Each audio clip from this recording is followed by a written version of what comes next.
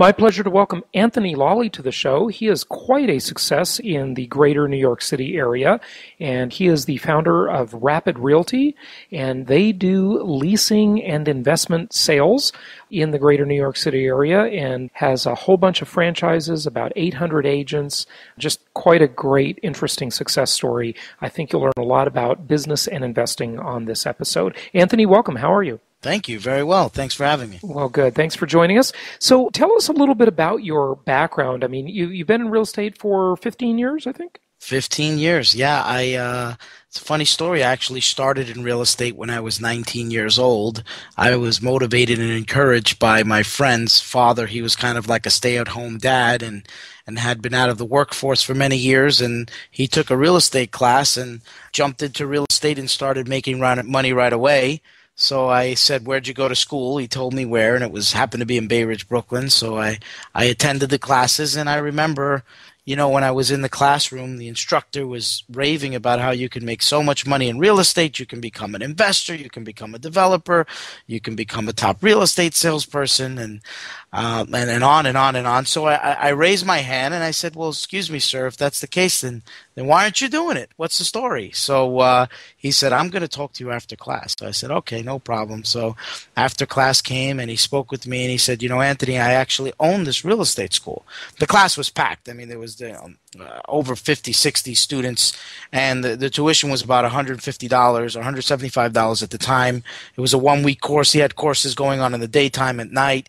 There was about $1.3 million a year in real estate education he was making. And after I did the math, I said, "Sir, I'm going to pay attention. I'm going to pass this class." And then I formulated a couple goals, and one of which was obviously to pass the state exam and get my license. And then I chose, at the time, it was Brooklyn's largest real estate firm to work for, and I wanted to become a student of the game. I wanted to learn all the ins and outs of sales, and I started rubbing elbows with developers and investors and multi-unit property owners, and I started asking questions. And then I basically lived in Barnes and Nobles and self-taught myself, took every real estate course under the sun, anything that was out there, I took it. I wanted to learn it. And little by little, I started becoming a really good salesperson, started selling stuff. People were calling me up, getting lots of referrals. And then I said, "There's no way I'm going to become a top salesperson and not own, with all this knowledge and all these relationships with mortgage brokers, mortgage bankers, and developers. I have to own real estate." So I took advantage of some lending opportunities back then, and it went from buying one property to two to three, and then that led me into starting my own construction company because I started buying some distressed property, and I needed to learn about construction. So I started a little crew, and they're still with me till today. And it went from there to, it swelled to 15 properties, and then, of course, when you own real estate, you have to learn about renting it out if you're going to keep it. So I started renting property and my own stuff, and then I kind of got a little taste for what the rental atmosphere was like. And I said, I want to really try my hat in the rental ring. And then I started Rapid Realty, and I grew it, and I grew it from scratch. Wow. So you grew it from scratch, just starting one office and recruiting your first agent, I suppose, and then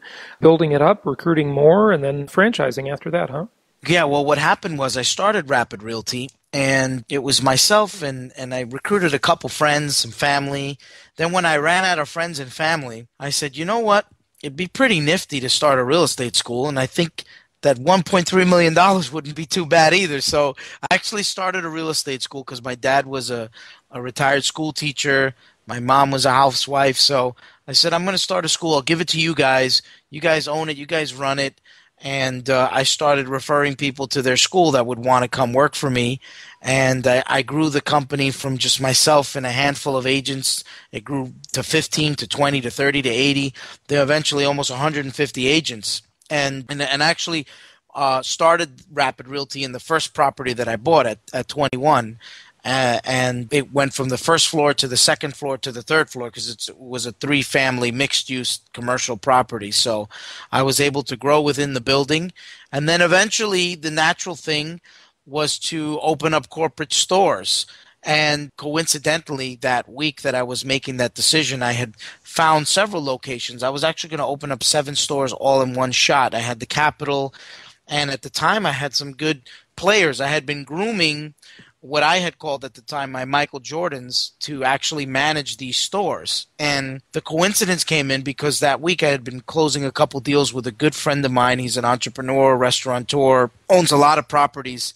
And we do a lot of rentals for the guy, and I respect him, and I always admired him. So he just came back from Chicago. He franchised his rubbish removal company. He was raving about it. He said, you can really grow your company. You can really take on some people. I said, look, I don't need partners.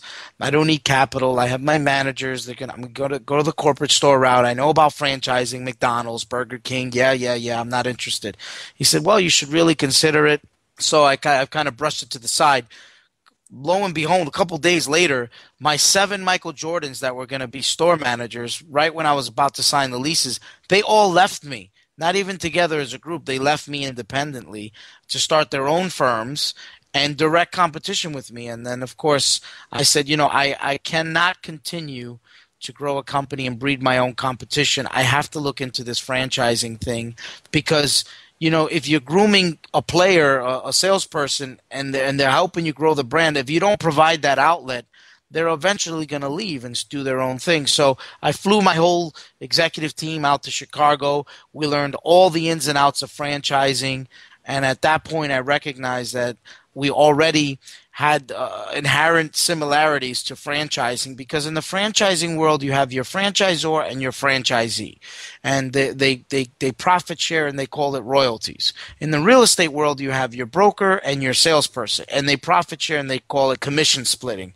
And it's the same theme. You set the person up, they work under your umbrella, you give them the tools, you give them the network, you give them in some cases the inventory and the infrastructure. So that's what we were doing already, and there was some slight modifications we needed to make to our pro forma to be able to basically grow, and there were some people we needed to take on.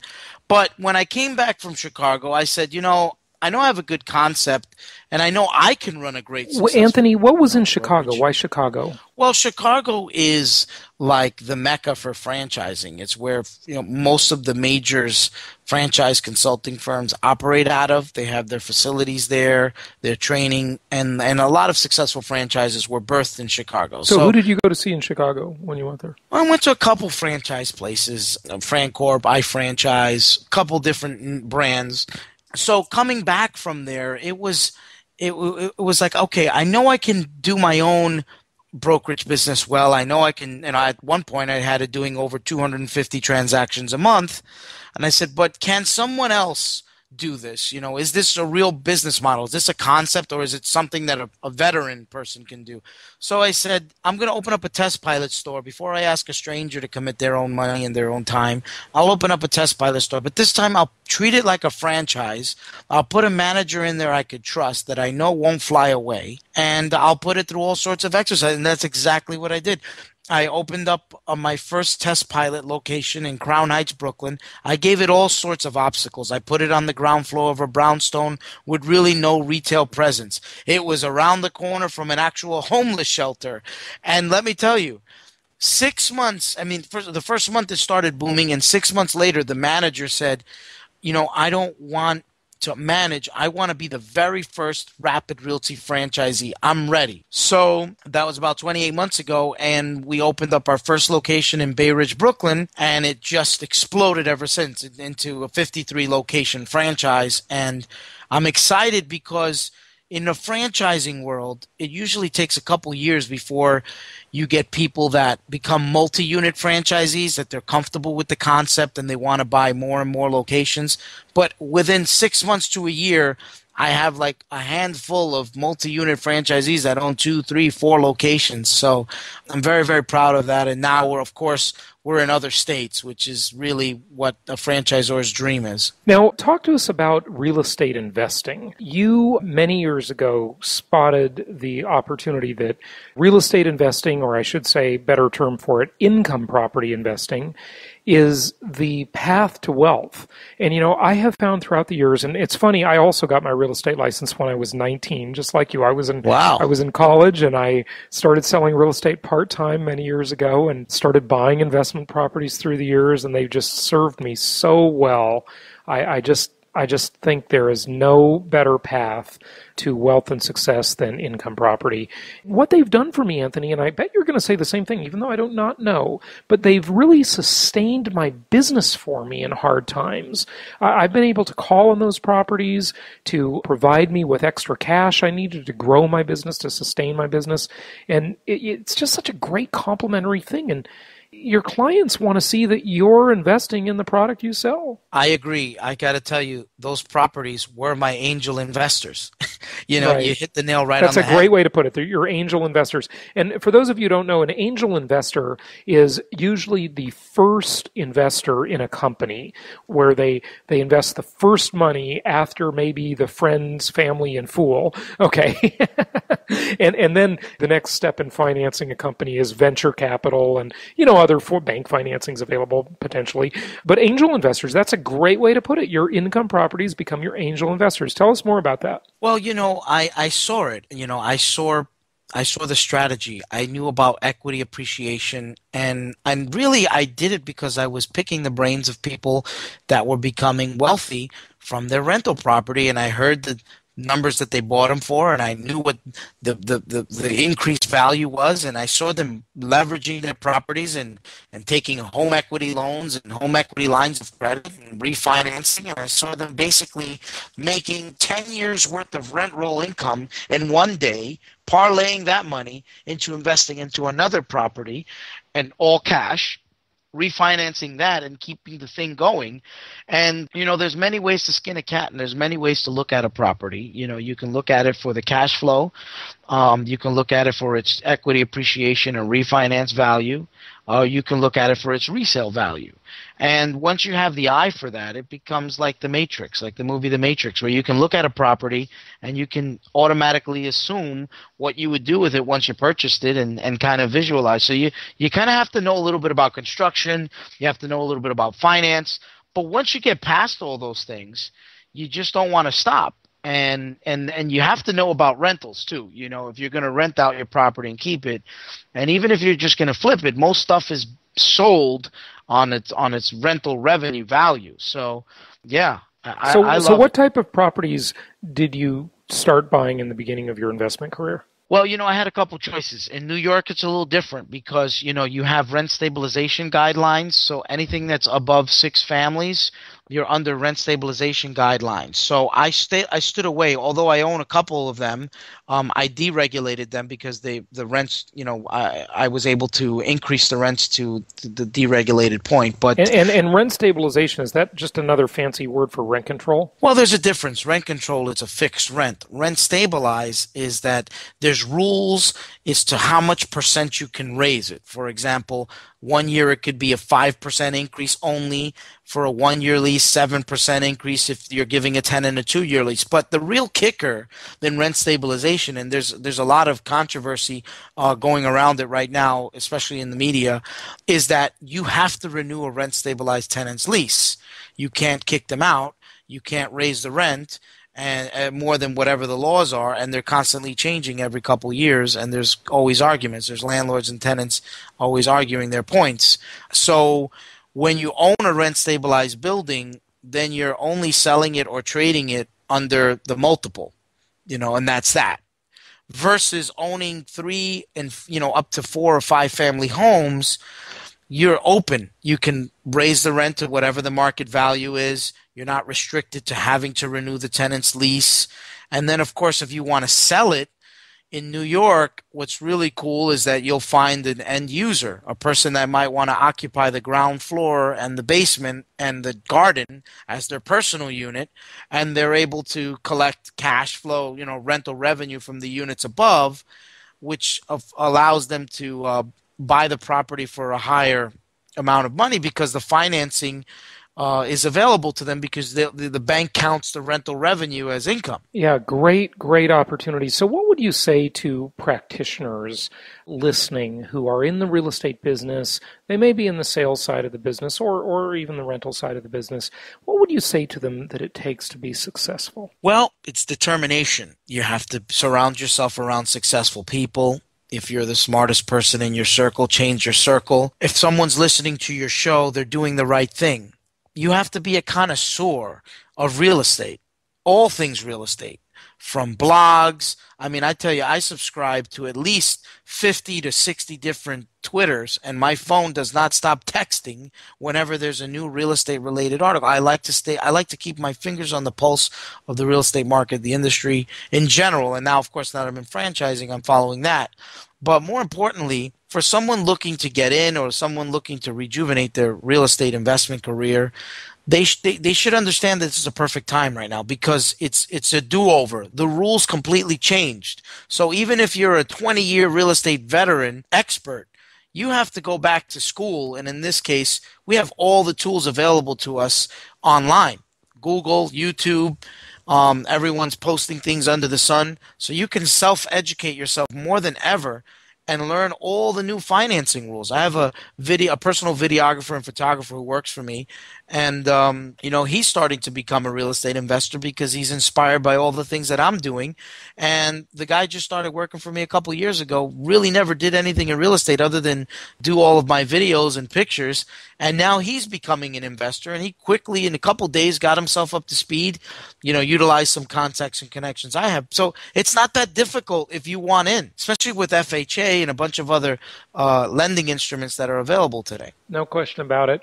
There are great opportunities out there, and this is the time, folks, to be accumulating these properties. So good stuff. Well, in terms of property investment, you're a buy and hold investor, right? Yes. Yeah, and I couldn't agree with you more. I have flipped properties, but I'm mostly a buy and hold guy, and I find that over my years in the business, which are more than I care to say now, but I find that the people that flip properties have spending money. The people who buy and hold properties have real wealth, and that is a big, big difference, folks. Yes, I always say being rich is having money, being wealth is having time, and there's nothing better than a big chunk of rent roll revenue coming in every month. Now, I'm a buy and hold type of guy, but right now I'm in the middle of two unique transactions.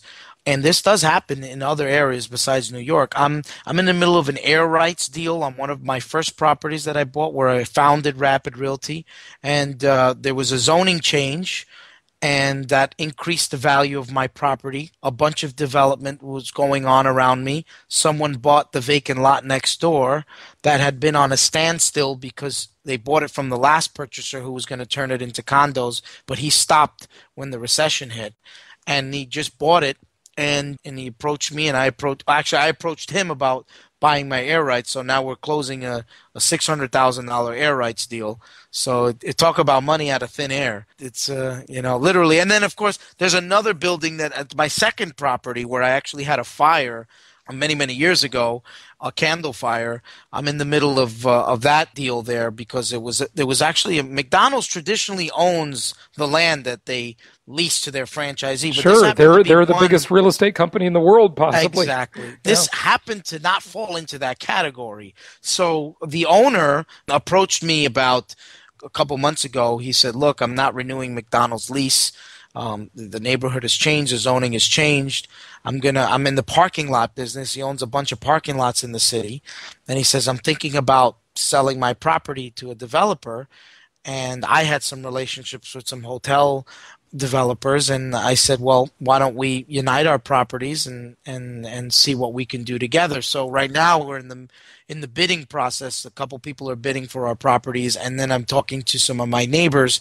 They're also going to tack on their air rights as well to do this. So, there's time that you got to know when to hold them and you got to know when to fold them. But I really sapped what I could out of that property. I've owned it at this point at least 12 years, and I did the math on the strategy on rent roll, buy versus hold versus sell. So I think I really want to do something major like this. It's a big development. It's probably going to be about 300,000 buildable square feet, and I'm interested in getting on to the next level of real estate. Yeah, that's great. Tell us a little bit more about that air rights deal, because we had a client they were able to sell mineral rights in their property. They had no idea. And, I had a deal on a large apartment complex that I own, and there was an unclaimed insurance claim that I just profited like net over $100,000 on. Total surprise. I mean, some of these surprises are just beautiful surprises.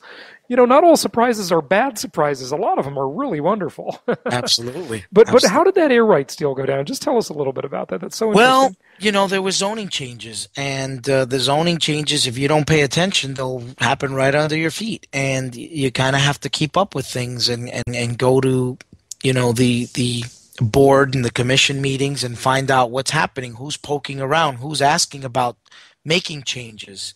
It could be a big developer, follow that developer's trends, see what they like to develop. And then it does take money to make money sometimes. You have to invest on a good zoning analysis attorney to kind of let you know what your property is worth given multiple different scenarios. If something is zoned a certain way, whether they built this type of property or that type of property, or if they allowed it a certain amount of square footage for a non-for-profit, that could change the thing. So there's multiple different ways your property, a zoning change can affect your property. And of course, if you want to hang on to the property, and if it's worth more just to keep it, if you're getting high rents, then you can sell your air rights. So after getting educated about the air rights, I made a decision. I says, I don't plan on building on this property ever.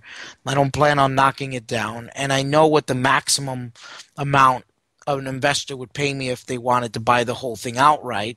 And it isn't that wide of a property. So I might as well sell the air rights. And then, of course, because I'm a real estate broker, whatever he's building next door, we have an exclusive right on it. So that, you also factor that in the math. Fantastic. Well, good stuff.